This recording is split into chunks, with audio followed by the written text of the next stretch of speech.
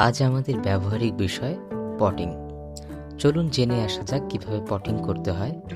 হালকা আন্দাজ পাবেন ডিপটিংয়েরও। পটিং করতে আমাদের প্রয়োজন ইটের খোয়া বা টবের ভাঙা অংশ, বালি, একটি টব, মাটি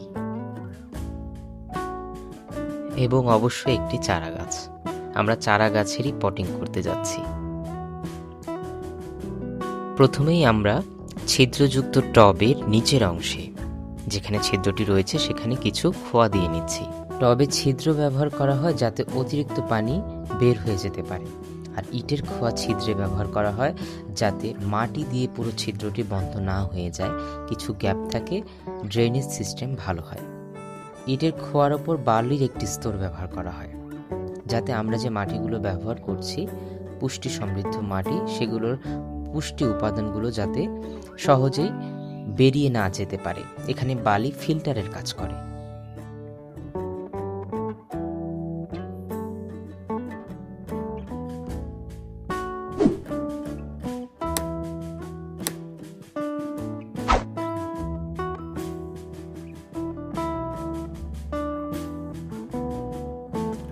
এবার আমরা এই চারা গাছটি ডিপট করব।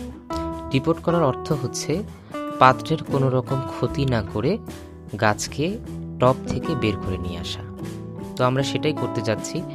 প্রথমেই আমরা এর চারপাশে আঘাত করব যাতে পাত্র থেকে মাটির যে স্তরটা রয়েছে সেটা খুলে আসে। আমরা একটু ঘুরিয়ে ঘুরিয়ে এটাকে এর চারপাশে আঘাত করব।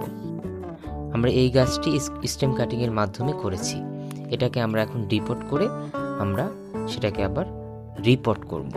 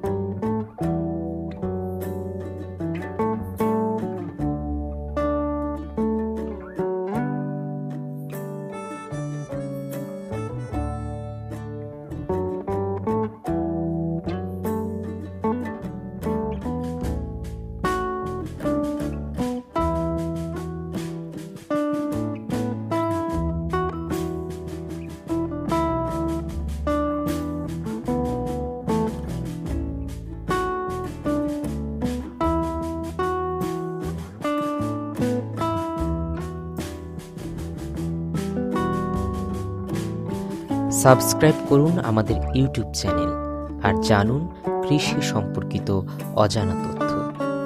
কৃষি সম্পর্কে আরও বিস্তারিত জানতে যুক্ত থাকুন আমাদের ফেসবুক পেজে। আমাদের ফেসবুক পেজ কৃষি ও কৃষ্টি, শেকড়ের সন্ধানে অজানা অভিযানে।